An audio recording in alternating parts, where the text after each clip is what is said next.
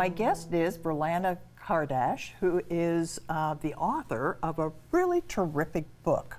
Thank you for being here today. Well, thank you so much for having me. I'm thrilled to be here. I really enjoyed it. It's kind of a combination of things. It's a kind of an espionage kind of thing. There's a love story. It's steamy. Yes. Yeah. So, what was your motivation for writing this book? Well, my motivation, it kind of arose after me living in Washington, D.C. for 5 years as a court reporter. And as a Canadian, because the heroine, of course, Susanna, is a Canadian who ends up working down there. Who is a court reporter. Yes, right. Yes. The heroine, Susanna Bailey, is a Canadian court reporter who, through marriage, ends up in Washington, D.C.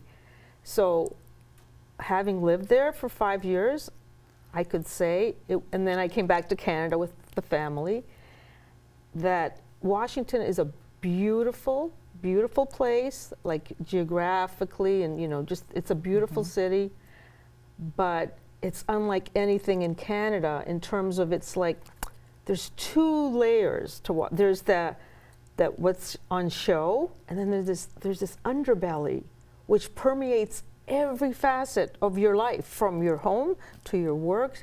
So it's this very bizarre place, unlike anywhere I've lived. And so I guess coming back to Canada and thinking about it, the story just naturally evolved. Yeah. So she gets caught up in quite unexpectedly into this trap that she didn't see coming. She's a little naive.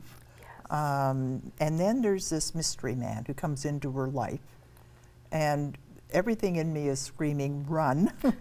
But she's been widowed for just enough years that she's just starting to realize that she needs a new life, and this guy comes along at just about the right time, but he is mysterious. I'm putting it bluntly to say he's mysterious. He's, yeah. Yeah, so she gets embroiled against her wit into this espionage story and a government cover-up, and she meets this, who she later finds out that he's a spy, but she doesn't know at first, and it's her trying to untangle herself from this web, this treacherous web of deceit and Washington, D.C. wrongdoing, which it's quite topical in this day and age. It's almost, like you wrote it overnight and got it on because things are a little strange right now, and but it sounds like they were always a little strange. Yes. Well, that was my experience as a Canadian. When I came back, that's what I just thought, wow, quite a place.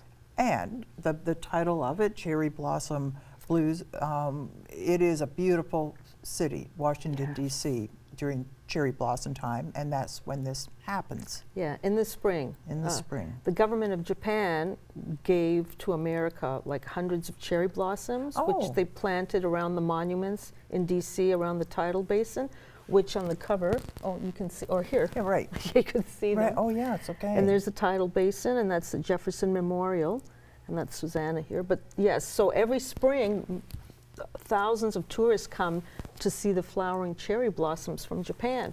And this story begins at that time, in the spring. Okay. How did your own background as a court reporter for, did you say, 22 years? 22 years. So you kind of know that you're sitting there taking verbatim testimony. And that's the job where they work on the machine, and the steno machine. Yes. So you're hearing things that you really shouldn't be hearing, but then you're trying to not hear it. Well, we hear it, but it's all confidential, and our transcripts are confidential. But I actually did, the little start or the spark for this book was also a case that I heard. I can't give you the details, but in my mind, it just kind of sat there and started percolating. So it did come based on a true case. And of course, as a writer, then I developed it in my own direction. But yeah, the idea was from something a case that I had actually done. So there is some basis in reality. Oh, yeah. This is not at the. Oh, yeah. Wow. you also had a background in production, Film production. film production, because as I'm reading that, I'm picturing it as a film.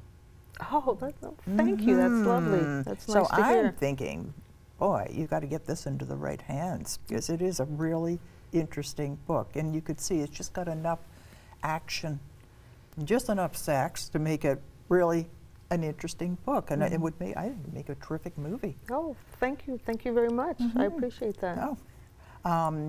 But what made you stop being a court reporter? It sounds like a nice stable sort of thing, and boy, take a leap at writing. What caused that?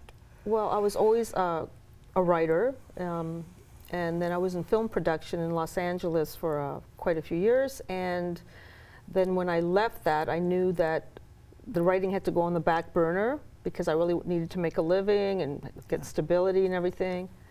So I was a court reporter, but I guess that something kept niggling in the back of my mind. Okay, you got to get back to the writing. And so I was fortunate enough to get an early retirement from court reporting and focus on the writing finally. And came back to Canada. Yes, oh yes. Yeah. Safe and sound. Right, yeah. Yes. Yeah. Yeah, so, and I've actually written, my second book is already done, and I'm already on my third one, which takes place in Kingston in 1870, yeah, but, so this is the year I'm releasing Cherry Blossom Blues, and next year will be A Dark Slip of Time, which also has Canadian heroine and takes place in Nova Scotia, and It's kind of a historical fiction. the second one, A Dark Slip of Time, if you go to my website, there's some information about that. Right, yeah. It's a historical time slip. So it starts in Toronto, and then it goes back to 1296, Scotland, the borderlands between Scotland and England. And then it goes to Nova Scotia in 1750. And then it ends up back in Toronto. And it's a rollicking tale of adventure and all kinds of wars and all kinds of things. It was a brutal time. Yes. I mean, really it was, but it sounds a little bit like Outlander, going back to Yes, Scotland yeah. and so on. Yeah, and that was really successful. Yeah. 8 books, I think, came out of that. Yeah. And then the next one takes place in Kingston at a 1870, and that's just a straight historical, but based on actual history of Kingston, which is quite interesting. It is. I have a degree in history, so right, yeah. So I find this really fascinating. But as of the 1841 in Kingston, like so many things changed. It was the City Hall, Queen's University, the police service, like a bunch of things all happened. So this is 30 years beyond that. Yes. Kingston Pen is certainly reality by that time, and I think it's the only game in town in Canada at the time. Kingston Pen was it.